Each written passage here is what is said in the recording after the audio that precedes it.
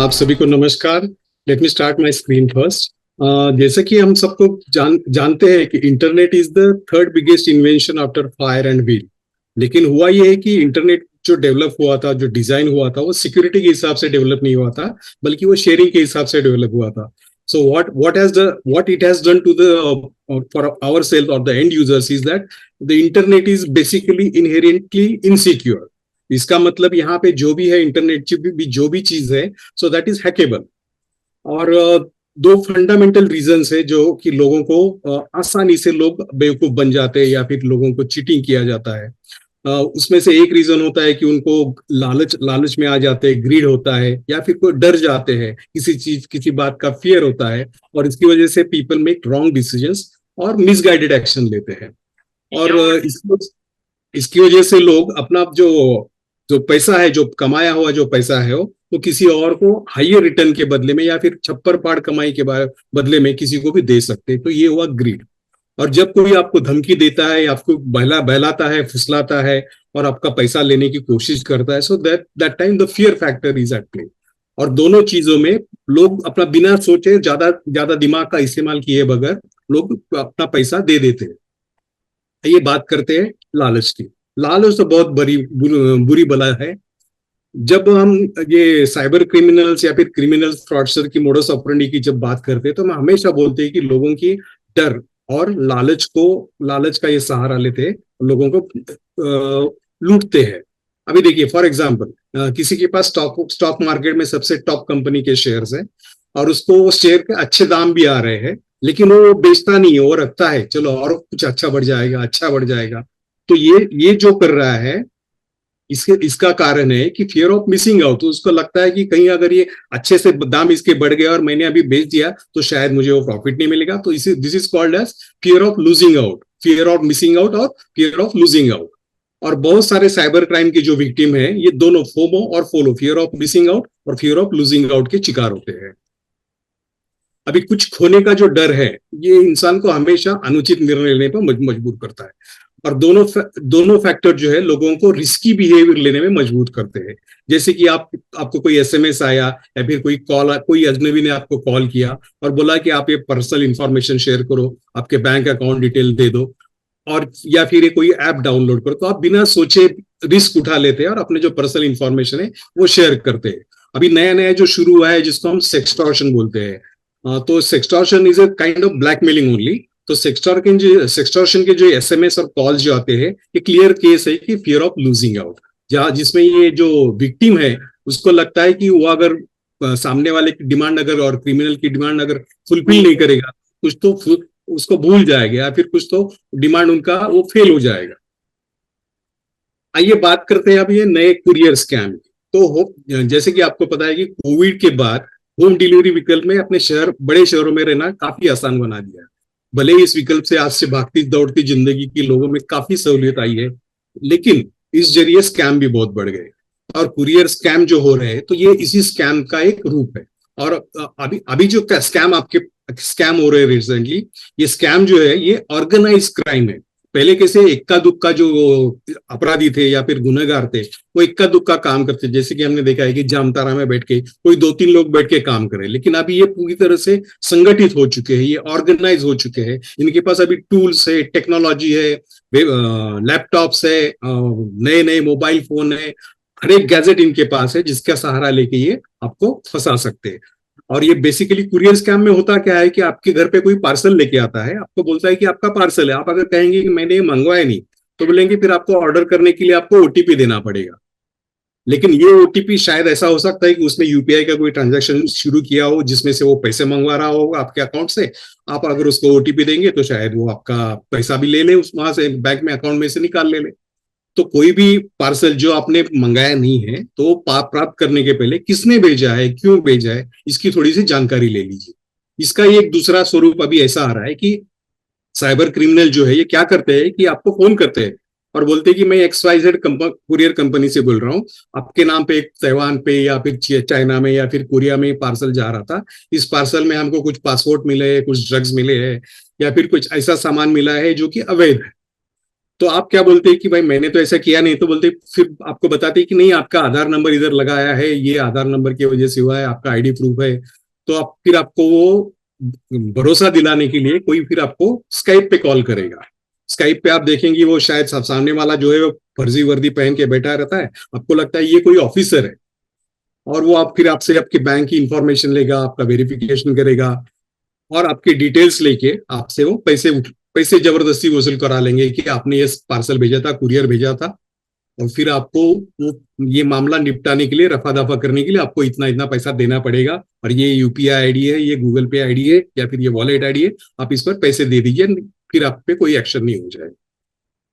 इसी का एक और एक रूप है कि लोग, जैसे जैसे मैंने पहले बताया था, कुरियर स्कैम में एक पुलिस अधिकारी बनता है फर्जी वर्दी में, तो एक ऐसा ही मामला गुरुग्राम में सामने आया। यहाँ पे हुआ क्या था, एक शख्स को एक ने फ्रॉड किया, कॉल किया और बताया कि आपका अंडरवर्ल्ड से कनेक्शन है और आपकी इसके डॉक्यूमेंट्स हमारे पास सब है, और हम आपको अभी वारंट भेज रहे हैं और आपको हम डिजिटल अरेस्ट कर रहे हैं। तो डिजिटल अरेस्ट मतलब आपको हम कैमरे के सामने 24 घंटा बैठना है, आपको यहाँ से हिलना नहीं है, किसी से बात नहीं करना है।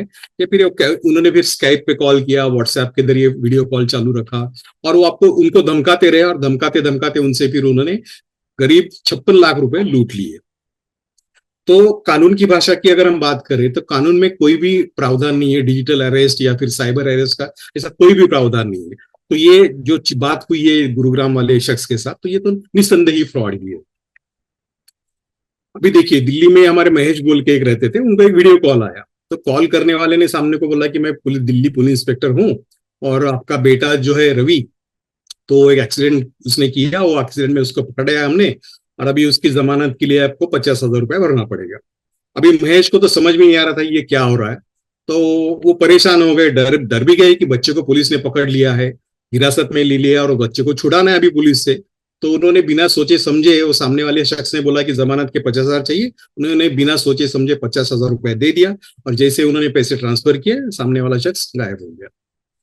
तो ये जो टेक्नोलॉजी आ रही है, इसमें और एक क्या कर रहे हैं कि जो साइबर क्रिमिनल है वो अभी आर्टिफिशियल इंटेलिजेंस जो है या फिर डीप फेक टेक्नोलॉजी है, इसका इस्तेमाल कर रहे हैं। तो कभी कभी बोलते हैं कि आपका जो लड़का है या लड़की है, उनको हमने अवैध काम करते हुए पकड़ा है, तो फिर बाद में आपको वो बोलेंगे लो बात कर लो इनसे, तो आपको आपके लड़के या लड़की की आवाज भी सुनाई देगी कि पापा मुझे मदद कर करो, पापा मुझे हेल्प करो, ये लोगों ने मुझे पकड़ रखा है। तो ये सब डीप फेक है, ये ओरिजिनल में नहीं है।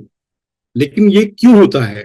तो होता ये ऐसा है कि हम लोग मतलब साइबर क्रिमिनल हो या कोई भी हो, तो उसको डीप फेक वीडियो बनाने के लिए सामने वाले आदमी की फोटो या फिर वीडियो की जरूरत होती है, बेसिकली इनपुट के लिए।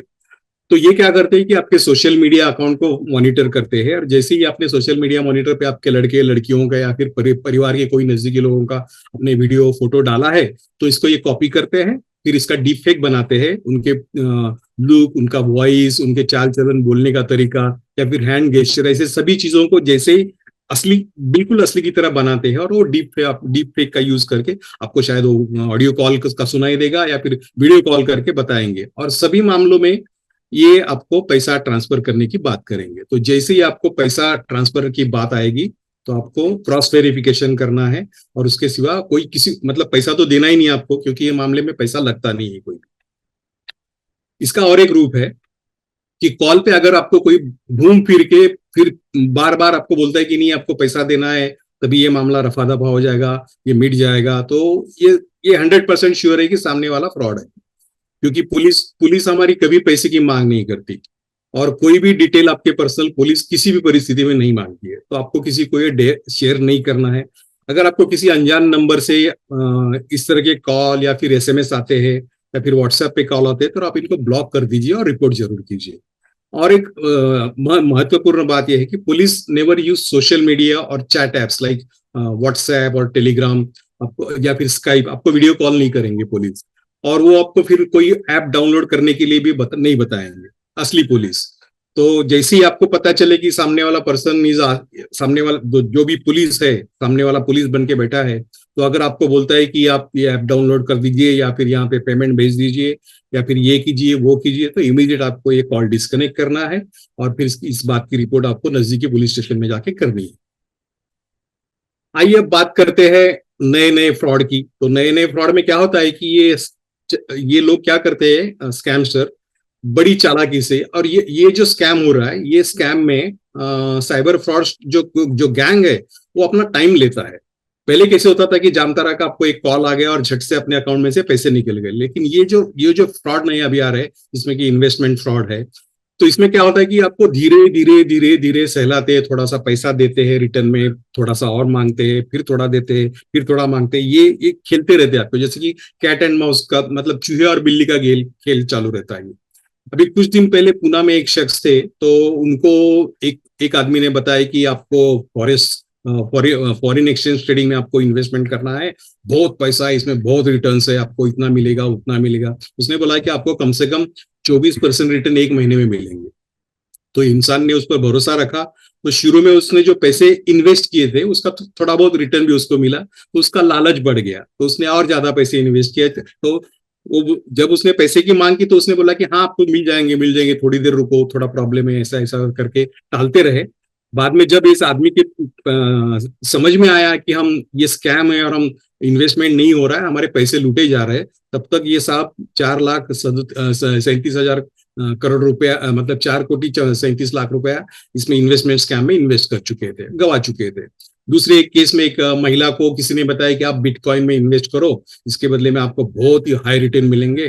तो ये बहन जी ने भी फिर इन्वेस्ट कर दिए और उन्होंने लगभग 27 लाख रुपए इन्होंने गवाए इस स्कैम।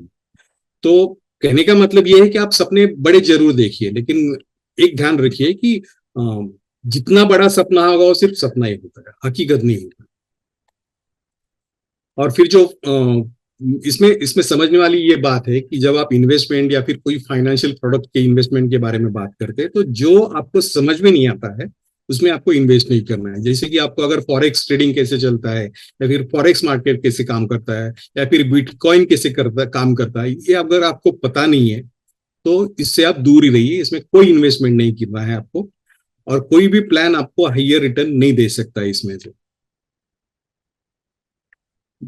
आपको याद रखना है, यहाँ पे मैंने कुछ स्टेप्स दिए हैं कि आपको कैसे फंसाया जाता है। लेकिन अगर हर एक अद्भुत अवसर अगर आपको लगा है, तो ये जो आपकी आपके तरफ आता है कि आप इन्वेस्ट करो, आपको इतना इतना रिटर्न मिलेगा, तो ये जो भी अवसर है, तो इसका एक थोड़ा सा चुटकी या फिर एक मुट्ठी भर संदेह के साथ में संभाल लीजिए।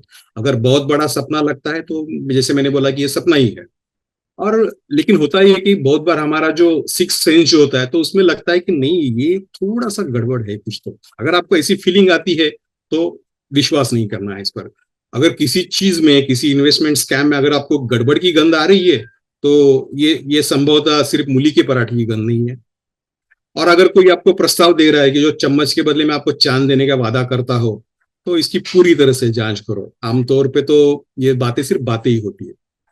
सो किसी भी अद्भुत प्रस्ताव के बारे में अगर आप अनिश्चित है, if you are not comfortable with the investment offer, अगर आपको लगता है कि ये इन्वेस्टमेंट मेरी तरफ क्यों आया है, तो इसमें कोई गड़बड़ हो सकती है, ये हो सकता है, मैं फंस सकता हूँ, तो किसी भरोसेमंद या जानकार आदमी से मदद जरूर मांग लीजिए। इसमें शर्माने की कोई बात नहीं है। हर किसी को हर कोई चीज मालूम नहीं होती है। आइए बात करते हैं अब ये नए तरीके का जो सेक्सटॉर्शन जो स्कैम आ रहा है। तो सेक्सटॉर्शन स्कैम जो है, ये रैकेट अभी पनप रहा है हरियाणा, राजस्थान और उत्तर प्रदेश का जो कॉर्नर है, ट्रायंगल है, तो मेवात नाम का जो रीजन है, वहां से ये सेक्सटॉर्शन स्कैम बहुत स्प्रेड हो रहे हैं। या तो यूं कहिए कि सेक्सटॉर्शन रैकेट के बारे में Mewat region is the new Jamtara. तो हुआ ये था कि हाल ही में एक हरियाणा के एक भिवानी जिले में एक 65 वर्षीय एक बुजुर्ग आदमी है, तो उनको किसी ने वीडियो व्हाट्सएप पे कॉल किया। तो जैसे उन्होंने कॉल उठाया, कोई अननोन नंबर से कॉल आया था, तो जैसे उन्होंने कॉल उठाया तो सामने से कोई एक लड़की अश्लील हरकत कर रही थी, उनको क्लिप दिखाई दिया। तो जैसे उन्होंने डर के मारे वो कॉल कट किया, तो सामने से फोन आना चालू हो गया कि आपने ये किया, वो किया, आपने गंदी हरकत की। तो उनको धमकी देकर, डराकर कि ये मामला हम आपके पूरे फैमिली को बता देंगे, सोशल मीडिया पे डाल देंगे, ऐसे डराकर उनसे 37 लाख रुपए लूट लिए गए, ठगी कर दी इनके पास। लेकिन बाद में फिर ये बुजुर्ग ने हिम्मत जुटाई और इन्होंने पुलिस स्टेशन में जाके कंप्लेंट दर्ज किए हैं। और पुलिस ने जब इंक्वायरी की, तो पुलिस की जांच में अभी सामने आया है कि इस तरह के विभिन्न राज्यों से और केंद्र शासित प्रदेशों में लगभग 728 लोगों से ऐसे सेक्सटॉर्शन के मामले सामने आए हैं और लोगों को लूट लिया गया। तो आपको करना यह है, किसी भी अजनबी या अनजान व्यक्ति से कोई कॉल आता है, वीडियो कॉल स्पेशली जब आता है, तो ये आपको स्वीकार नहीं करना है, उठाना नहीं है। बहुत बार ये अभी हम देखने को मिल रहा है कि लड़कियों के नाम पे फेसबुक, व्हाट्सएप या फिर इंस्टाग्राम पे खाता खुलवा कर ये साइबर क्रिमिनल्स लोगों को वीडियो कॉल के माध्यम से अश्लील वीडियो क्लिप भेज के उनको ठग ठग रहे हैं।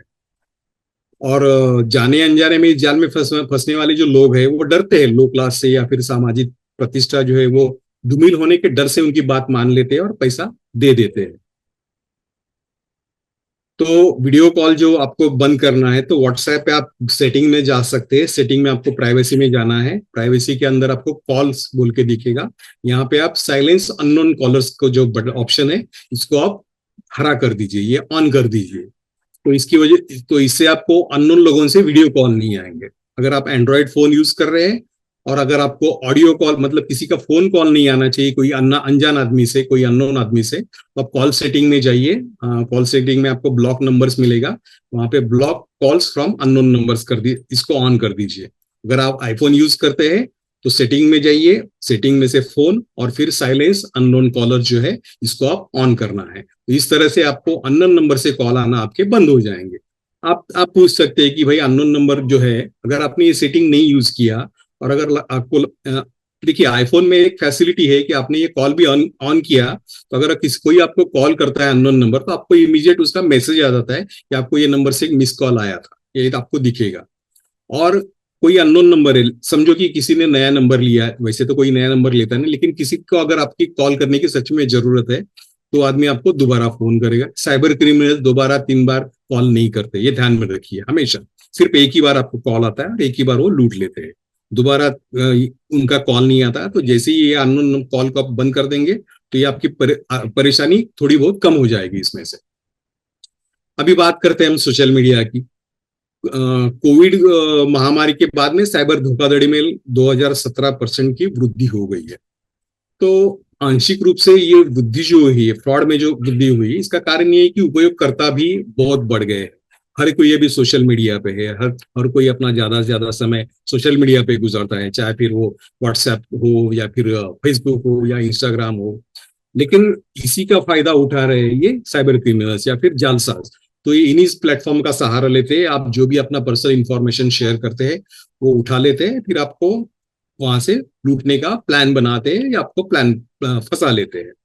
तो इस प्रकार के घोटालेबाजों को ज्यादातर बच्चों, किशोरों और सीनियर सिटीजन जैसे कमजोर लोगों का शोषण का एक ये बड़ा अवसर है। और ये फेसबुक या फिर इंस्टाग्राम या फिर व्हाट्सएप, तो इस पे ये सब नकली प्रोफाइल बना के लूटते हैं। तो ये असली नाम कभी नहीं रखते।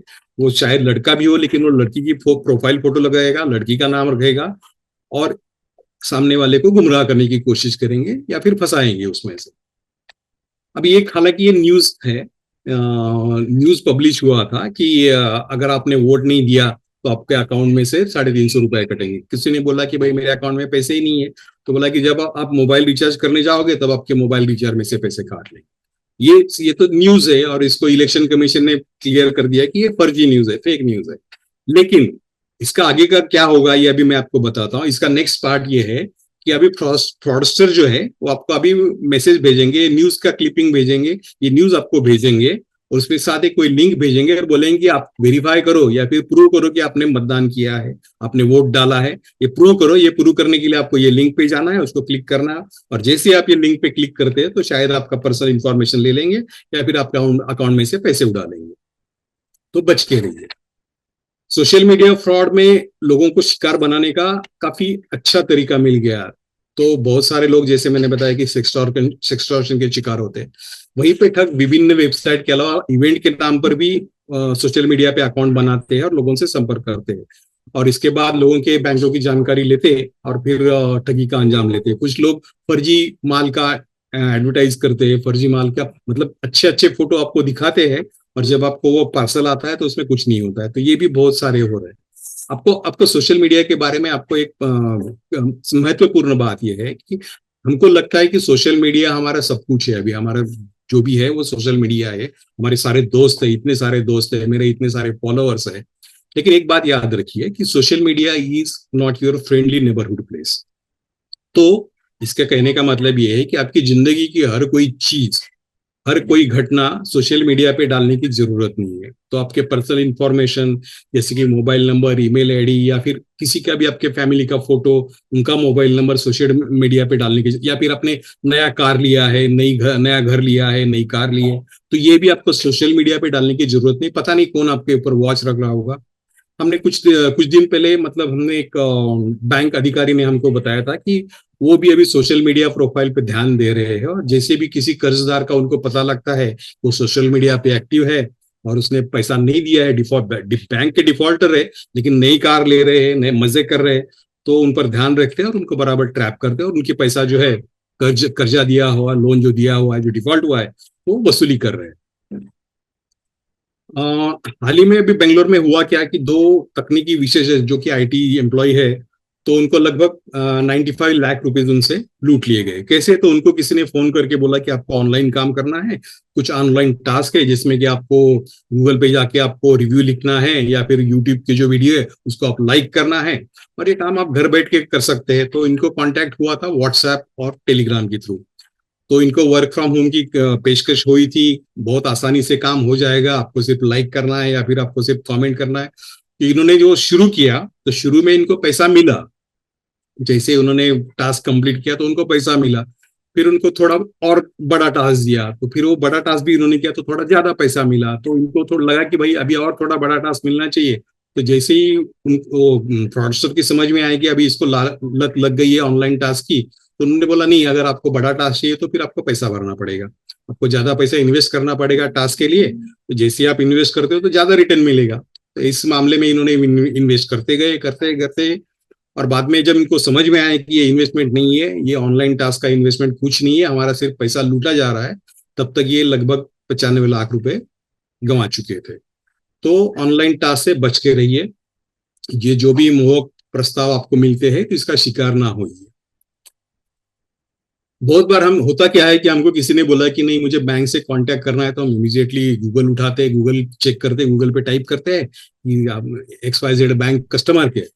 लेकिन बहुत बार होता है कि जब आप सर्च इंजन से अगर आप बैंक का या फिर किसी फाइनेंशियल इंस्टीट्यूशन का अगर कस्टमर केयर नंबर ढूंढते हैं तो मोस्ट प्रोबेबली आपको ये गलत नंबर मिलेगा, और ये नंबर पे अगर आप कॉल करते हो तो सामने वाला बोलेगा हाँ हाँ मैं इसी बैंक से बोल रहा हूँ, ले और आपको ये लिंक भेजता हूँ, तो आप ये हमारा बैंक का कंप्लेंट का पोर्टल है, इस पे आप क्लिक कर दीजिए और यहाँ पे आप अपने डिटेल दे दीजिए, आपका कंप्लेंट क्या है क्या नहीं है, आपका कार्ड नंबर दे दीजिए, CVA, मतलब जो पर्सनल इंफॉर्मेशन बैंक के पास एक्चुअली होना चाहिए था वो सब आपसे ये मांग लेंगे, आप भी उसको दे देंगे क्योंकि आपको कंप्लेंट रिजोल्व करना है। और जैसे ही आप ये पूरा डिटेल दे देते तो आपके बैंक में अकाउंट में से पैसे जाना चालू हो जाता है। कुछ कुछ लोग जो है, कुछ कुछ जो स्कैमस्टर है वो क्या करते हैं कि आपको बोलते हैं कि हम ये आपको लिंक भेज रहे हैं हमारे कस्टमर केयर पोर्टल का, शॉर्ट लिंक है, तो आप जैसे ही वो लिंक पे क्लिक करते हो तो वहां से आपके मोबाइल पे एक ऑटोमेटिकली एक ऐप डाउनलोड हो जाता है, और वो ऐप के थ्रू आपके मोबाइल में जो भी इंफॉर्मेशन है वो उनके command and control C2 portal पे उनके चली जाती है। तो जब भी आपको किसी कस्टमर केयर का नंबर चाहिए तो आपके बैंक के ऑफिशियल वेबसाइट पे जाइए, वहां पे कस्टमर केयर नंबर प्रॉम्प्टली लिखा होता है। जैसे कि अगर आपको SBI का अगर आपको कस्टमर केयर नंबर चाहिए तो आप ऑनलाइन SBI.SBI जो वेबसाइट है उनका, वहां पे जाइए, वहां पे आपको प्रॉपर कस्टमर केयर नंबर मिलेगा। आइए बात करते हैं थोड़ा सा डिजिटल ट्रांजैक्शन या फिर फाइनेंशियल ट्रांजैक्शन के जो बेसिक्स है वो सब थोड़ा सा समझते हैं। इसमें आता है कि SMS हेडर है, फिर शॉर्ट URLs है, फिर डोमेन और URL के बीच में जो डिफरेंस है वो है, मोबाइल एप्स है जो हम रेगुलरली यूज करते हैं, या फिर लिंक्स है। चलिए सबसे पहले पता करते हैं SMS हेडर का। ध्यान रखिए कि आपको बैंक के नाम पे कोई भी SMS आता है या फिर कोई नंबर से अगर आपको SMS आता है बैंक के नाम पे, तो ये टोटल फ्रॉड है। क्योंकि कोई भी बैंक, कोई भी संस्था, जो भी मतलब लीगल संस्था जो भी है, बैंक रहे फिर आपका सर्विस प्रोवाइडर है, तो उनको SMS हेडर यूज करना मैंडेटरी है। तो ये SMS हेडर, ये अपने स्पेसिफिक SMS हेडर जो है ये टेलीकॉम ऑपरेटर के साथ वो रजिस्टर करते हैं। फॉर एग्जाम्पल अभी मैंने यहाँ पे लिखा है कि VM SBI INB, तो ये जो SMS हेडर है ये रजिस्टर्ड SMS हेडर SBI का है। तो इसमें से V पहला अक्षर जो है V, तो V होता है वोडाफोन, M होता है मुंबई सर्कल, और SBI INB जो है ये हेडर वोडाफोन ने SBI को असाइन किया है मुंबई सर्कल के लिए। तो आज की तारीख में लगभग 25,000 SMS हेडर असाइन किए हैं।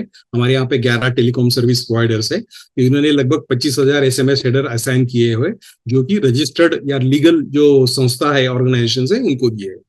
आपको इसके डिटेल की जानकारी चाहिए तो आप ट्राई की वेबसाइट पे जा सकते हैं। यहाँ पे मैंने लिंक भी दिया है, smsheader.try.gov.in। यहाँ पे जाके आप कोई भी SMS हेडर जो है इसका आप पूरा डिटेल निकाल सकते हैं। जैसे कि मैंने बताया कि आपको शॉर्ट यूआरएल आता है, तो व्हाट्सएप या फिर एसएमएस पे जो आपको संदेश आता है तो उसमें एक शॉर्ट यूआरएल आता है। लेकिन ये शॉर्ट यूआरएल को क्लिक करने से पहले आपको सोचना पड़ चाहिए, क्योंकि होता क्या है, जो साइबर क्रिमिनल है तो ये फिशिंग वेबसाइट या फिर एंड्रॉयड मैलवेयर जो है इसको छुपाने के लिए शॉर्ट यूआरएल का यूज करते हैं। तो शॉर्ट यूआरएल में होता क्या है कि वो यूआरएल छोटा दिखता है, लेकिन उसके पीछे जो बड़ा यूआरएल है वो छुपा रहता है, तो आपको पता नहीं चलता कि उस पर क्लिक कर, उसके ऊपर क्लिक करने के बाद ही आपको पता चलेगा कि ये क्या है। तो बेसिकली शॉर्ट यूआरएल जो है तो मिनी वर्जन है, लॉन्ग यूआरएल का मिनी वर्जन, जिसको हम जापानीज भाषा में बोला जाए तो ये बोनसाई है। पेड़ बड़ा होता है लेकिन उसका छोटा स्वरूप बना के जो दिखता है उसको बोनसाई बोलते हैं। तो short URL is like bonsai only.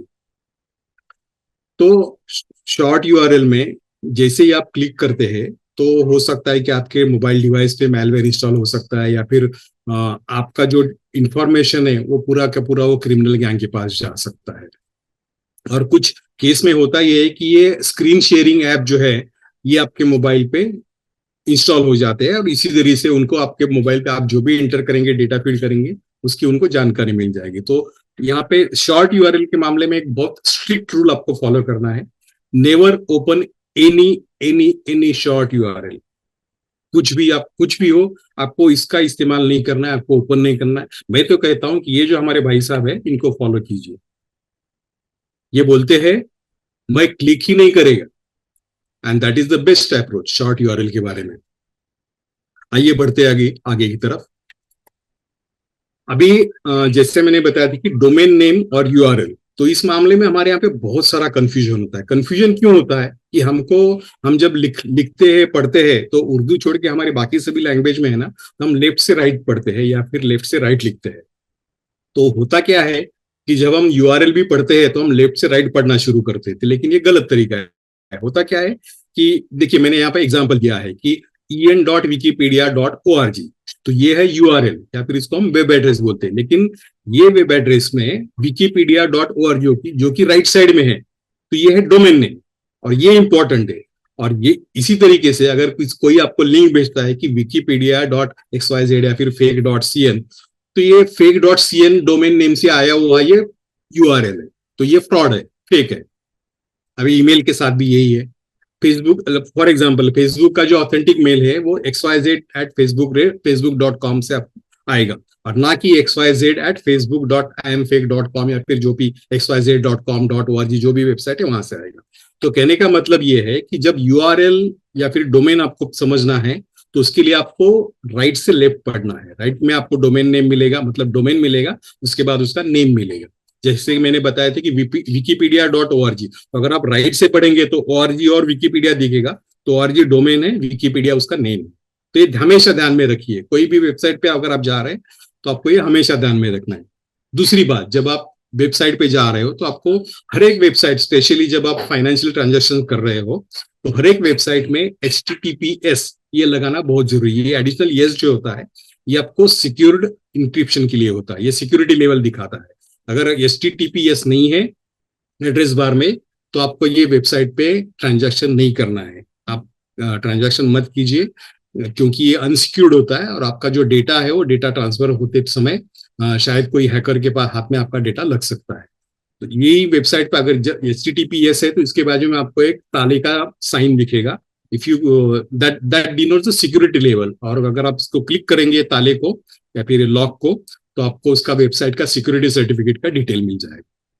तो अभी आप बोलेंगे कि ये तो वेबसाइट के बारे में हुआ, वेब पता चला HTTP यूज करा, अगर मैं ऐप यूज कर रहा हूं तो क्या करूं?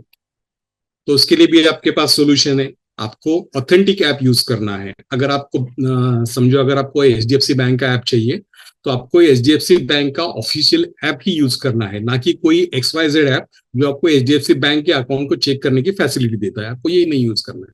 तो ऑथेंटिक ऐप और ऑथेंटिक प्ले स्टोर से आपको ये डाउनलोड करना है, वहां से यूज करना है। फिर ये जो आपके जो ऐप है इसको आपको रेगुलरली अपडेट करना पड़ता है, क्योंकि होता क्या है कि बहुत बार इसमें बग्स रहता है या फिर कुछ इश्यूज आते हैं ऐप में। तो जो डेवलपर है वो हमेशा इसको इंप्रूव करने की कोशिश करते हैं जाको ताकि आपको कम से कम दुविधा हो। तो इसके लिए आपको ये अपडेट करना है रेगुलरली। तो हो सकता है तो इसको ऑटो मोड पे रख दीजिए।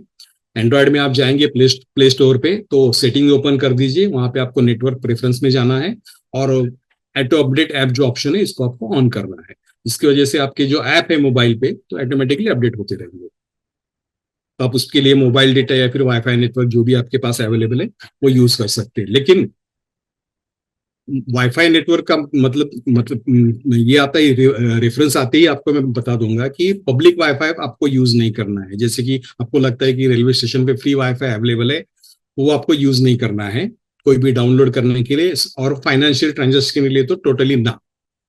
फाइनेंशियल ट्रांजैक्शन के लिए आपको सिक्योर कनेक्शन यूज करना है। वो सिक्योर कनेक्शन आपके मोबाइल का भी हो सकता है या फिर आपके घर का जो ब्रॉडबैंड है या फिर इंटरनेट कनेक्शन जो भी है वो आपको यूज करना है, बाहर का नहीं यूज करना है, स्पेशली जो फ्री में मिलता है। फिर आपके जो भी मोबाइल का जो पिन होता है, जो कि यूपीआई के लिए आपको पिन लगता है, तो पिन नंबर या फिर लॉगिन आईडी किसी वेबसाइट का या फिर पासवर्ड, ये आपको डिवाइस पे स्टोर करना नहीं, मोबाइल मोबाइल पे स्टोर करना नहीं। आपका मोबाइल डिवाइस जो है वो हमेशा लॉक करके रखिए। एक अच्छा एंटीवायरस या फिर एंटी मैलवेयर ऐप जो आता है, बहुत सारे हैं जो फ्री में भी है, तो आप इसको डाउनलोड कीजिए, इंस्टॉल कीजिए, आपके मोबाइल डिवाइस पे यूज कर दीजिए।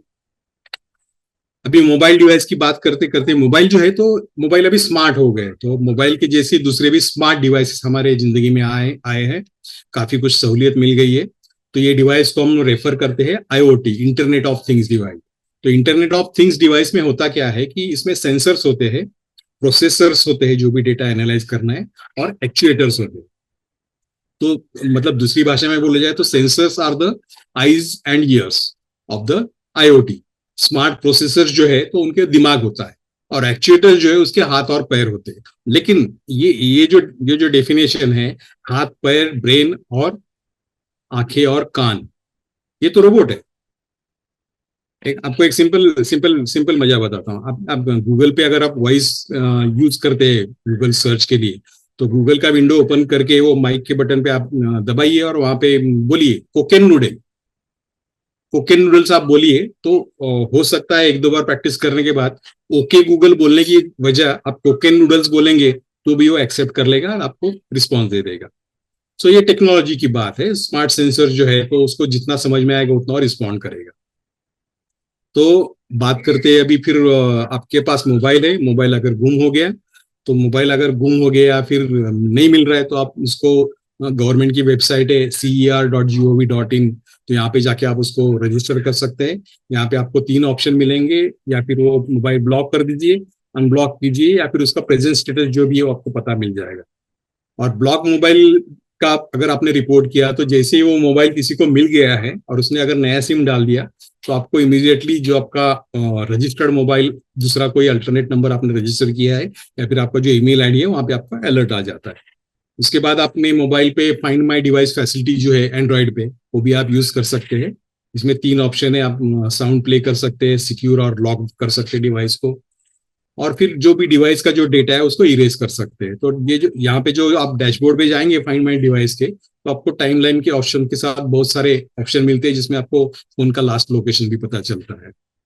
तो कहने का मतलब ये है कि स्मार्ट डिवाइस जो है ये बहुत इतने स्मार्ट होते हैं कि आपकी जानकारी के बगैर बहुत कुछ वो कॉपी करते हैं या फिर डेटा कलेक्ट करते रहते हैं। तो जरा संभाल के आइए, बढ़ते हैं अभी पासवर्ड की तरफ।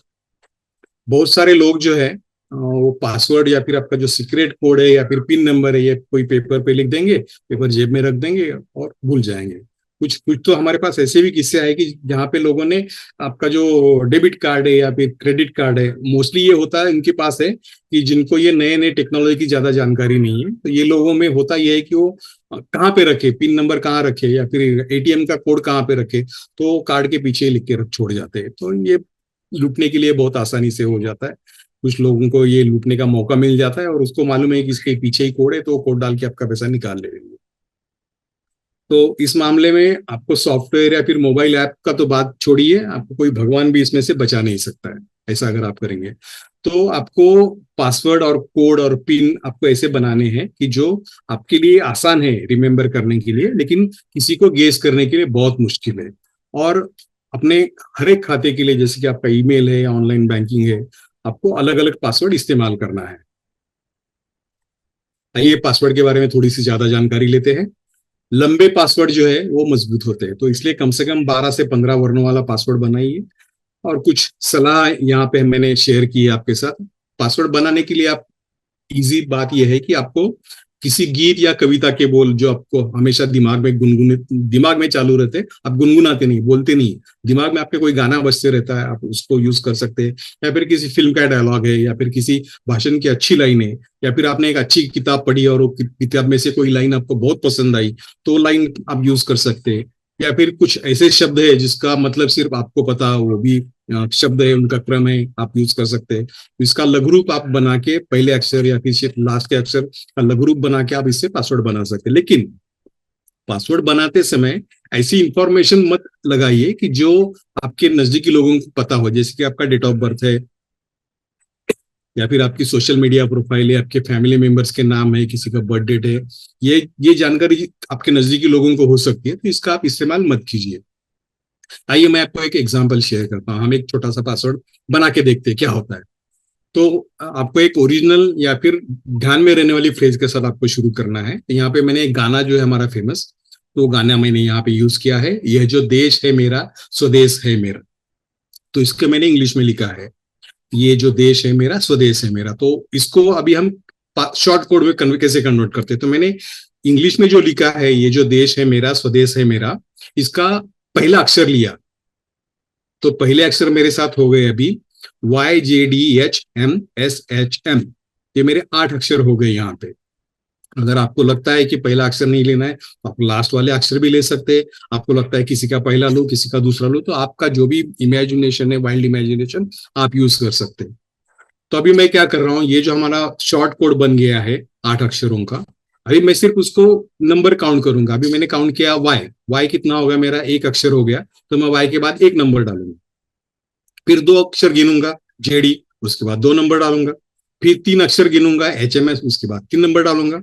और फिर SHM जो है, उसके बाद 4 अक्षर डालूंगा। तो मेरा कॉम्बिनेशन क्या हो गया, Y1 JD2 HMS3 HM4। ये मेरा शॉर्ट कोड तैयार हो गया। अभी इसमें कुछ आपको स्पेशल कैरेक्टर डालने की जरूरत है, जैसे कि मैंने डॉलर का साइन डाला है, या फिर आप हैश डाल सकते हैं, हैशटैग जो है जिसमें यूज करते हैं हैश, तो आप हैश डाल सकते हैं। या फिर जो भी आपके मोबाइल के कीबोर्ड पे, या फिर आपके लैपटॉप या पीसी के कीबोर्ड पे जो भी सबसे टॉप लाइन रहता है डिजिट के अंकों के साथ, तो उसका स्पेशल कैरेक्टर आप यूज कर सकते हैं। तो यहाँ पे मैंने आपको एग्जाम्पल के लिए J and D के बीच में S साइन यूज किया है, और कोई और एक साइन मतलब हैश में सबसे एंड में यूज करूंगा। तो मेरा कॉम्बिनेशन क्या हो गया, Y1 J $D2 HMS 3 HM4 hash. तो यहाँ पे मैंने एस जो है, 3 के पहले जो एस आता है, तो उसको मैंने कैपिटल में किया, स्वदेश का स्व, तो उसको मैंने कैपिटल में कर दिया। और टोटल मेरा पासवर्ड होगा ये 14 कैरेक्टर का। हमने शुरुआत कहाँ से की थी, ये जो देश है मेरा स्वदेश है मेरा, हमारे पास क्या आ गया, 14 कैरेक्टर का रोबस्ट पासवर्ड आ गया हमारे ऊपर। अभी ये पासवर्ड तो अपने पास आ गया, आपके दिमाग में अभी सवाल रहेगा कि भाई नहीं, लेकिन मुझे ये पासवर्ड हर एक जगह पे नहीं यूज कर सकता क्या मैं, ये तो अच्छा बन गया, अभी मुझे हर एक जगह पे यूज करना है। तो चलिए देखते कैसे कर सकते हैं। तो ये जो पासवर्ड आपने बनाया बेसिक पासवर्ड, तो इसको आप आपकी साइट स्पेसिफिक या फिर यूज स्पेसिफिक के हिसाब से इसको आप एडजस्ट कर सकते हैं। समझो कि अगर आपको आईसीआईसीआई बैंक का अकाउंट है, वहां पे आपको ये पासवर्ड यूज करना है, तो आप ये पासवर्ड के बाद आईसीआईसीआई लगा सकते हैं, फिर कैपिटल में लिख सकते हैं, या फिर शॉर्ट में लिख सकते हैं, या फिर आईसी शुरू में लिख सकते हैं, फिर आईसी बाद में लिख सकते हैं। अगर एसबीआई है तो एसबीआई का यस पहले लिख सकते हैं, बाद में और एंड में बीआई लिख सकते हैं। अगर आपका जीमेल अकाउंट है तो फिर आप जी लिख सकते हैं, कैपिटल में, स्मॉल में शुरू में, या फिर मेल लिख सकते हैं और जी बाद में लिख सकते हैं। कहने का मतलब ये है कि जो जनरल साइट्स है, जिसका आपके आर्थिक व्यवहारों से या फिर फाइनेंशियली जो आपको अफेक्ट नहीं करते हैं, तो उसके लिए आप सिंपल फ्रेजेस याद रखिए और सिंपल पासवर्ड क्रिएट कीजिए। लेकिन जो फाइनेंशियल ट्रांजैक्शन आपको करना है, तो उसके लिए सेपरेट पासवर्ड बनाइए, सेपरेट फ्रेज लेके एक अच्छा सा पासवर्ड बनाइए जो रोबस्ट हो सकता है। लेकिन पासवर्ड बनाते समय आपको कुछ चीजों का ध्यान रखना है।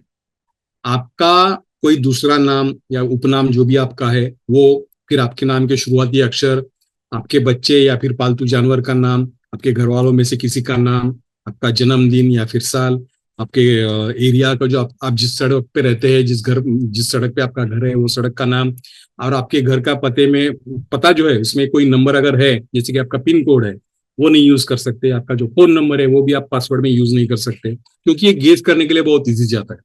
और फिर जो सामान्य शब्द है, जो पैटर्न है, जैसे कि पासवर्ड या मुझे एक्सेस दो, तो ये जो वर्ड्स है, इसका अंदाजा लगाना बहुत इजी होता है। या फिर एबीसीडी, बहुत सारे लोगों को मैंने बोला कि आपका पासवर्ड जो है, तो मैंने एक आर्टिकल भी लिखा था, गवर्नमेंट ऑफिस में आप अगर जाओगे, वहां पे the most easiest password you will find, उनके जो भी सिस्टम्स है वहां पे आपको एबीसीडी 1 2 3 4, पासवर्ड 1 2 3 4 ऐसे ही पासवर्ड मिलेंगे सबके।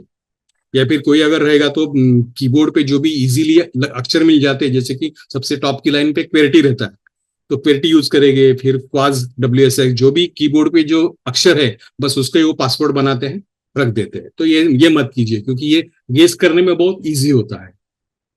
अगर हम पासवर्ड की बात कर रहे हैं, तो ये भी और एक आपको बचाने का तरीका है, जिसको बोलते हैं हम वन टाइम पासकोड या फिर ओटीपी। तो ओटीपी हासिल करना स्मार्टफोन से लेके स्मार्टफोन हैक तक ये अभी ओटीपी का सफर चल रहा है। याद रखिए कि कोई भी आपका जो बैंक है या फिर फाइनेंशियल इंस्टीट्यूशन या फिर इंश्योरेंस कंपनी या फिर ई कॉमर्स वाले हैं, तो ये आपको फोन कॉल पे कभी भी ओटीपी पढ़ के सुनाने के लिए नहीं बोले। अगर कोई आपको कहता है कि आपको मैंने ओटीपी भेजा है, वो मेरे को पढ़ के सुनाओ, तो ऐसा नहीं मत करना और कॉल काट देना। अगर आप फोन कॉल के माध्यम से, अगर आप मतलब फोन का यूज करके अगर कोई आप खरीदारी कर रहे हैं, तो वो बोलेगा सामने वाला, अगर आपको बोलेगा, कस्टमर केयर वाला जो भी होगा, आपको बोलेगा कि आपको एक ओटीपी कोड भेजा है, वो आपके मोबाइल पे टाइप कर दीजिए, तो ये कभी नहीं करना है। और फिर अज्ञात नंबर से, मतलब जो अननोन नंबर है, जो अनजान नंबर है, वहां से अगर कोई एसएमएस आता है, तो वो लिंक्स आपको क्लिक नहीं करना है। या फिर उसके ऊपर जो ओटीपी आता है वो आपको किसी को आगे नहीं भेजना है, किसी को शेयर नहीं करना है। इसी का एक और एक रूप है कि समय समय पर आप बैंक में अपना जो रजिस्टर्ड मोबाइल नंबर है उसकी जांच कीजिए। क्योंकि हो सकता है कि अगर आपके मोबाइल नंबर पे अगर आपके ट्रांजैक्शन की जानकारी, मतलब कम से कम आप जो भी ट्रांजैक्शन कर रहे हैं हफ्ते में एक बार या महीने में एक बार दो बार, तो आपको उसकी जानकारी, उसका एसएमएस आना चाहिए आपके मोबाइल पे, आपको इंटीमेशन आना चाहिए। अगर आपका ईमेल आईडी रजिस्टर्ड है तो वहां पे भी आपको इंटीमेशन आना चाहिए। अगर आपको कोई भी एसएमएस नहीं आ रहा है, कोई भी मैसेज नहीं आ रहा आपके बैंक से आपके रजिस्टर्ड मोबाइल पे, तो आप तुरंत बैंक में जाके जांच कर लीजिए कि आपका मोबाइल नंबर रजिस्टर्ड है कि नहीं।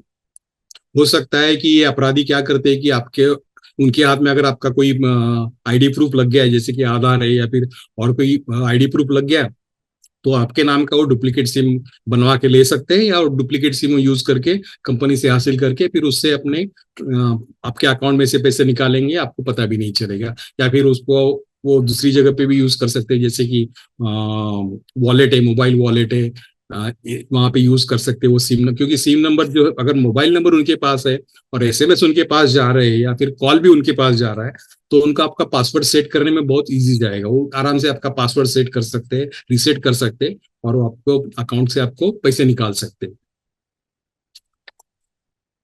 इन शॉर्ट, देखिए एक एक मजे मजे की बात बताता हूँ। आर्टिफिशियल इंटेलिजेंस, जिसको हम एआई बोलते हैं, एआई तो अभी अभी आया है, लेकिन हम मराठी में हम माँ को आई बोलते हैं। तो हमारे पास जो ये जो इंटेलिजेंस है, ये बचपन से ही है, बचपन से हमारे दिमाग में। आप सबको याद होगा कि हमारी माँ जो है हमको बोलती है कि भाई ये अनजान आदमी है, इससे बात मत करो, कोई अपरिचित आदमी है उससे कुछ मत लो, इससे बात भी मत करो, इससे मिलो मत, उसको रिस्पॉन्ड भी नहीं देना है। तो यही चीज अभी आजकल के ये artificial intelligence, deep fake, machine learning technologies में भी यही चीज है, यही इस्तेमाल होती है। तो ये जो हमारा एआई ने जो सीखा है, तो ये आपको फॉलो करना है। अननोन कॉलर का कोई भी रिक्वेस्ट आया, कोई भी कॉल आया, मैसेज आया, लिंक आया, एसएमएस आया, ईमेल आया, तो आपको उसको रिस्पॉन्ड नहीं करना है। आपको जो लिंक आता है, स्पेशली जब शॉर्ट यूआरएल आता है, किसी ने भी भेजा हो, तो आपको उसको क्लिक नहीं करना है। कोई भी ऐप आपको डाउनलोड करना है, कोई आदमी आपको बोलता है कि आप यहाँ पे लिंक है, ये यहाँ से जाके ऐप डाउनलोड करो, तो आपको नहीं करना है। हमेशा आपका मोबाइल हो, लैपटॉप हो, पीसी हो, एक गुड क्वालिटी एंटीवायरस यूज कर सकते हैं प्रोटेक्शन के लिए, जिसमें से आपको वायरस, मैलवेयर, रैंसमवेयर और रिमोट एक्सेस से आपको प्रोटोकॉल मिल जाएगा। कहने का मतलब है इन शॉर्ट, किसी को भी आपके ऊपर हावी मत होने दीजिए, आपको लूटने मत दीजिए। और आपका जो लॉगिन क्रेडेंशियल्स है, पासवर्ड है, पिन है, सीवीवी है, कार्ड नंबर है, ये डिटेल आपको किसी को भी शेयर नहीं करना है। लेकिन होता ऐसा है कि जैसे मैंने बताया कि दो चीजें काम करती है, एक तो लालच रहता है या फिर डर जाते हैं हम किसी चीज से, और रिस्की बिहेवियर, हम रिस्क लेते हैं, हम कुछ शेयर कर जाते हैं। तो ऐसा हुआ तो अभी जब कोई बात बिगड़ जाती है तो क्या कर सकते हैं। तो रिजर्व बैंक ऑफ इंडिया जो है, तो रिजर्व बैंक का एक ऑनलाइन डिस्प्यूट रिजोल्यूशन सिस्टम है, जिसमें कि कस्टमर डिस्प्यूट्स और ग्रीवेंसेस जो है डिजिटल पेमेंट्स के, वो रिजॉल्व हो जाते हैं। उसके अलावा पुलिस है, साइबर सेल है, या फिर नेशनल साइबर क्राइम पोर्टल है, जो कि हमारे केंद्रीय गृह मंत्रालय ने शुरू किया है। यहाँ पे आप ऑनलाइन कंप्लेंट कर सकते हैं या फिर 1930 पे आप डायल कर सकते हैं। तो जैसे ही आपको पता चले कि आपके साथ ऑनलाइन धोखाधड़ी हुई है, आपके साथ फ्रॉड हुआ है, somebody has cheated you, somebody has duped you, somebody took money from your account, you have to dial 1930 immediately। या फिर उनकी जो वेबसाइट है साइबर क्राइम पोर्टल की, cybercrime.gov.in, यहाँ पे आपको जाके आपको आपकी कंप्लेंट रजिस्टर करना है तुरंत। क्यों क्यों रजिस्टर करना है? क्योंकि होता ही है कि जैसे ही फ्रॉड होता है तो फ्रॉड की रिपोर्ट करने में गोल्डन आवर का टाइम रहता है, कि ये लगभग 3 या 4 घंटे का पीरियड होता है।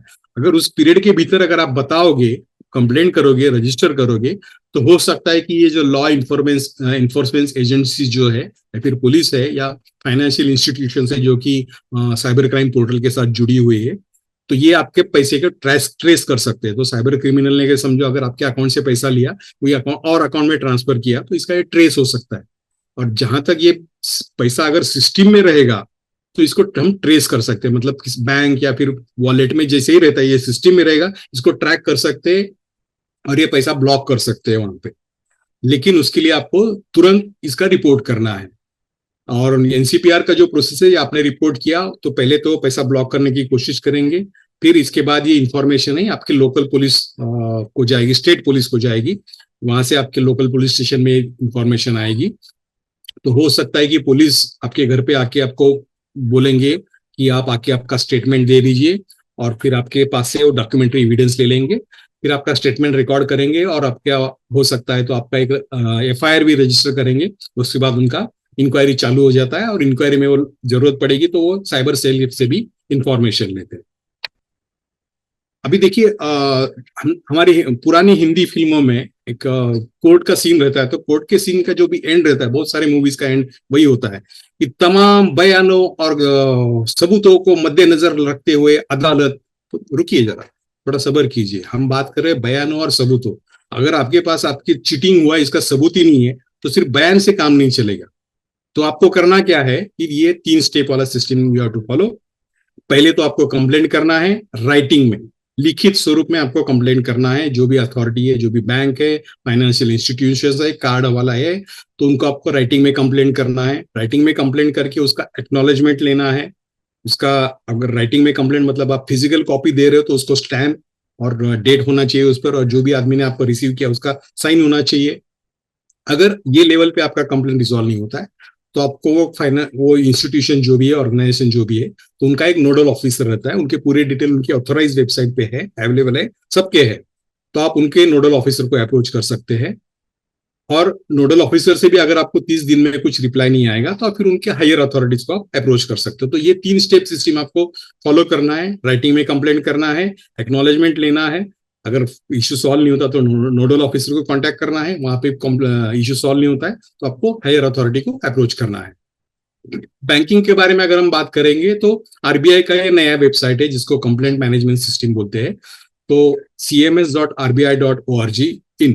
तो यहाँ पे अगर आपको कोई बैंक, एनबीएफसी या फिर पेमेंट सिस्टम पार्टिसिपेंट जो भी है, wallet service provider, payment service provider, जिसके बारे में भी कंप्लेंट है, और वो आपकी कंप्लेंट अगर रिजेक्ट करते हैं, कोई आपको सोल्यूशन नहीं मिलता है, तो आप ये आरबीआई की वेबसाइट पे जाके कंप्लेंट रजिस्टर कर सकते हैं। ये एक सिंगल विंडो प्लेटफॉर्म है, जिसमें से आप सिर्फ इजीली कंप्लेंट फाइल कर सकते हैं, ऑनलाइन कंप्लेंट फाइल कर सकते हैं। इसके ऊपर आप कंप्लेंट ट्रैक भी कर सकते हैं यही वेबसाइट पे। और अगर आपको जरूरत पड़ी कि ये कंप्लेंट आपका रिजेक्ट हो गया तो आप फिर आप उसको अपील भी कर सकते हैं। और जो भी कंप्लेंट आप यहाँ पे लॉन्च करेंगे तो आरबीआई के सीएमए से कंसर्न जो आरबीआई ओम्बड्समैन जो है या फिर आरबीआई के जो रीजनल ऑफिस है वहां पे ये कंप्लेंट ट्रांसफर हो जाती है और आप उसको ऑनलाइन ट्रैक कर सकते हैं जब तक आपको इसका सोल्यूशन नहीं मिलता है। बैंकिंग ओम्बड्समैन की अगर हम बात करते हैं तो बहुत बार होता है ये कि लोग कंप्लेंट, अगर मैंने बोला कि आपको कंप्लेंट करना है तो लोग सीधा बैंकिंग ओम्बड्समैन के पास कंप्लेंट करते हैं, तो this is not allowed as per the rules of RBI and banking ombudsman system. तो अगर आपको बैंक या फिर फाइनेंशियल इंस्टीट्यूशन से आपने कंप्लेंट फाइल किया तो 30 दिन के अंदर अगर आपको कोई सोल्यूशन नहीं मिलता है then you can approach banking ombudsman. तो बैंकिंग ओम्बड्समैन का जो वेबसाइट है वहां पे आप ये ऑनलाइन कंप्लेंट भी फाइल कर सकते हैं या फिर उनको आप ईमेल भी भेज सकते हैं बैंकिंग ओम्बड्समैन को, वहां पे भी वो कंप्लेंट आपका एक्सेप्ट हो जाएगा। तो इनके ईमेल आईडी भी अवेलेबल है बैंकिंग ओम्बड्समैन के। इनका एक ऑनलाइन फॉर्म भी है। ये जरूरी नहीं है कि आप ऑनलाइन फॉर्म ही यूज करें, ये जरूरी नहीं है, आप एक प्लेन पेपर भी आपका कंप्लेंट लिख के भेज सकते हो, लेकिन अगर आपको लगता है कि you can use that online form तो ऑनलाइन फॉर्म भी आप उसका फिलअप कर सकते हैं और भेज सकते हैं। साइबर फ्रॉड में और एक बात आपको ये ध्यान में रखना है कि लायबिलिटी इन फ्रॉड। तो लायबिलिटी किसका क्या लायबिलिटी है, अगर आपकी कोई गलती नहीं है फ्रॉड में और बैंक की तरफ से और बैंक की निग्लिजेंस की वजह से वो फ्रॉड हुआ है तो आपकी वहां पे जीरो लायबिलिटी, आपके ऊपर जीरो लायबिलिटी है। और चाहे आप वो बैंक को रिपोर्ट करें, ये ट्रांजेक्शन के बारे में बैंक को रिपोर्ट करें या ना करें, वो बैंक की लायबिलिटी है और बैंक आपका पैसा रिटर्न कर देगा। अगर थर्ड पार्टी ब्रीच होता है जिसमें कि बैंक पर भी लायबिलिटी नहीं है और आपको भी, आपके ऊपर भी लायबिलिटी नहीं है, और अगर आप वो बैंक को इंटीमेट करते हो, इंफॉर्मेशन करते हो, तीन कामकाज के मतलब 3 वर्किंग डेज में अगर आप बैंक को इंटीमेशन करते हो तो ऐसे मामले में भी कस्टमर को जीरो लायबिलिटी है। लायबिलिटी का और एक स्वरूप है जिसको हम लिमिटेड लायबिलिटी बोलती है। अगर आपके साथ फ्रॉड हुआ है और आपने बैंक को 3 वर्किंग डेज के अंदर अगर आपने रिपोर्ट किया है so that time you have a limited liability. अगर थर्ड पार्टी है, थर्ड पार्टी फ्रॉड है, अगर आप 3 दिन के बाद लेकिन 7 वर्किंग डेज के भीतर अगर आप कंप्लेंट करते हैं तो ये लायबिलिटी जो है ये लिमिटेड हो जाती है, जैसे कि 5,000 या 10,000 नॉर्मल अकाउंट्स के लिए, या फिर आपका ओवरड्राफ्ट अकाउंट है या फिर क्रेडिट सीसी है अकाउंट है 5 लाख रुपए का, तो इसमें ये 25,000 रुपए तक का ये लिमिटेड लायबिलिटी होता है। अभी देखते हैं आरबीआई क्या कहता है इस मामले में। तो आरबीआई के कहने के मतलब कि अगर किसी ने आपके अकाउंट में से पैसे निकाल लिया तो आपको बैंक को तुरंत इमीडिएट इन्फॉर्म करना है राइटिंग में। अपने बैंक को इंटीमेट करने के बाद बैंक से एक्नॉलेजमेंट लेना है और बैंक को आपका ये जो कंप्लेंट है 90 डेज के अंदर, मतलब आपके कंप्लेंट करने के 90 दिन के अंदर ही इनको ये रिजॉल्व करना है। लेकिन याद रखें अगर ये जो भी ट्रांजैक्शन हुआ है, ये भी जो भी फ्रॉड हुआ है वो आपकी गलती की वजह से हुआ है, जैसे कि आपने किसी को आपका पासवर्ड बताया, पिन नंबर दिया, ओटीपी शेयर किया, तो जब तक आप ये बात बैंक को रिपोर्ट नहीं करते तब तक ये लायबिलिटी आपके ऊपर रहेगी, जो भी लॉस होगा वो आपके ऊपर रहेगा, बैंक इसका रिस्पॉन्सिबिलिटी नहीं लेगा। लेकिन जैसे ही आप बैंक को इन्फॉर्म करते हो तो उसके बाद जो भी लायबिलिटी है वो बैंक के ऊपर है। अगर आपने डिले कर दिया, मतलब आपको जितनी देर हो जाएगी रिपोर्टिंग करने में, बैंक को इंटीमेट करने में, तो आपका लॉस बढ़ेगा। और जो भी लॉस का जो आपको भुगतान किया जाएगा फिर नहीं किया जाएगा, ये आरबीआई का जो गाइडलाइंस है या फिर बैंक के जो बोर्ड का जो अप्रूव्ड पॉलिसी है उसके ऊपर फिर वो डिपेंड रहेगा आपको कितना खर्चाना देंगे या नहीं देंगे। और एक ऑप्शन एज ए कंज्यूमर हमारे पास और एक ऑप्शन है, हमारा जो इंफॉर्मेशन टेक्नोलॉजी एक्ट जो है उसके अंदर हमारे राज्य के, स्टेट के जो आईटी सेक्रेटरी रहते हैं तो उनको एक सिविल कोर्ट का पावर है and he is an adjudicating officer. तो वो साइबर क्राइम के मामले में जिसमें मर्यादा है 5 करोड़ तक के जो साइबर क्राइम के जो फ्रॉड है तो ये केसेस वो हैंडल करते हैं। तो एक क्लेम ऑफ डैमेजेस अगर 5 करोड़ के हो तो वो पूरी तरह से आपकी सुनवाई होगी और आपको वहां पे ऑर्डर भी मिल सकता है आपके फेवर में। और अगर और दूसरा एक ऑप्शन है कि आप अपना जो लोकल डिस्ट्रिक्ट कंज्यूमर कमीशन है, अगर 1 करोड़ तक का आपका क्लेम है तो आप डिस्ट्रिक्ट कंज्यूमर कमीशन में जा सकते हैं। 1 करोड़ या 10 करोड़ के बीच में है तो आप स्टेट कमीशन में जा सकते हैं। और अगर 10 करोड़ के ऊपर है तो फिर आपको राष्ट्रीय कंज्यूमर फोरम में कमीशन में जाना पड़ेगा, एनसीडीआरसी। 1940 की एक मूवी आई थी द ग्रेट डिक्टेटर, हमारे चार्ली चैपलिन साहब की मूवी थी ये। युद्ध के खिलाफ एक पॉलिटिकल सटायर और ब्लैक कॉमेडी फिल्म थी। और इस फिल्म में चार्ली चैपलिन के जो कैरेक्टर है, इन्होंने अपने अंतिम भाषण जो उन्होंने दिया था, तो उसमें उन्होंने बताया था जो पूरी तरह से आज तक लागू होता है। मतलब यकीन कीजिए, 1940 में फिल्म आई, अब 1924 20 2024 में हम, फिर भी इतने सालों के बावजूद भी उन्होंने जो बात कही थी, उन्होंने जो स्पीच दिया था, वो आज भी जैसे के वैसे लागू होता है। उन्होंने कहा था, लालच ने इंसानों की आत्मा में जहर भर दिया है। बहुत कुछ देने वाली स्वयंचलित मशीनरी, जैसे कि मोबाइल, ये मेरा वर्ड है, मशीनरी ने हमें लगभग हर चीज के अभाव में छोड़ दिया है। हमारे ज्ञान ने हमें संशयवादी बना दिया है, और हमारी चतुराई कठोर और निर्दयी। हम बहुत ज्यादा सोचते हैं और कुछ महसूस करना तो जैसे भूल ही गए। तो ये बात हमेशा याद रखिए, digital technology is a huge good, लेकिन इसका जो रास्ता है उसमें उबड़ खाबड़ रास्ता है। आपको ये रास्तों पे चलना सीखना पड़ेगा, ताकि आपका कोई एक्सीडेंट ना हो। तो हमेशा सतर्क रहे, सुरक्षित रहे, अपने और अपने नजदीकी लोगों के जान माल की रक्षा करें। धन्यवाद।